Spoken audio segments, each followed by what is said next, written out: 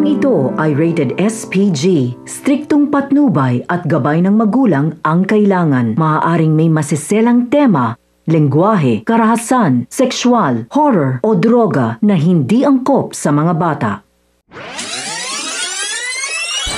Sino ba? Mga kapamilya, mas lalong tumitindi ang galit ni Rigor kay Tanggol dahil sa panunulusol ni Lena. Ayon kay Lena, sigurado umano siyang may kinalaman si Tanggol sa pagkakabaril kay Rigor at sa pagtakas nga ng mga kaibigan nito na ngayon ay mga pugante na. Muling nga alis ng hideout sina Tanggol kasama ng kanyang mga kaibigan upang pumunta sa libing ni Bubbles at Mayor. Ngunit naisip na ito ni Rigor kaya inalerto niya ang buong kapulisan sa libing ni Bubbles. Sa pagdating ni Olga ay sapilitin nga nitong kinuha ang mga labi ni Bubbles upang dalhin sa lugar kung saan nga nakalibing si Greg.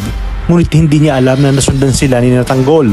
Bakas pa rin sa kanya ang pangungulila sa pagkawalan ni Bubbles at matapos niya itong mailibing katabi ni Greg ay saka naman dumating si Tanggol para kunin ang mga labi ni Bubbles at ilipat nga ito kung saan katabi nito si Mayor Celso. At ang mga dapat nating abangan, hindi na nga nagpapigil sending at tuloy na nagsampa ng kaso labang kina Lena at Rigor. Ang mga Red Phoenix naman ay inatasan ni Angkong na kailangan mapatay umano si Ramon Montenegro at kunin lahat ng kayamanan at supplier nito ng droga. Gagawa naman ng palabas si Olga at uumpisahan niya na ito kay Marites. Magkukunwari siyang na-hold up kasama si Marites para tuluyan ang lumabas si Tanggol. Sa isang pambihirang pagkakataon naman ay muling magkikita si Marites at Ramon. Itatanong ni Marites kung sino ito. Dito na kaya malalaman ni Ramon ang buong katotohanan kapag nalaman niyang ang kanyang kaharap ay ina ng kanyang tunay na anak na si Tanggol.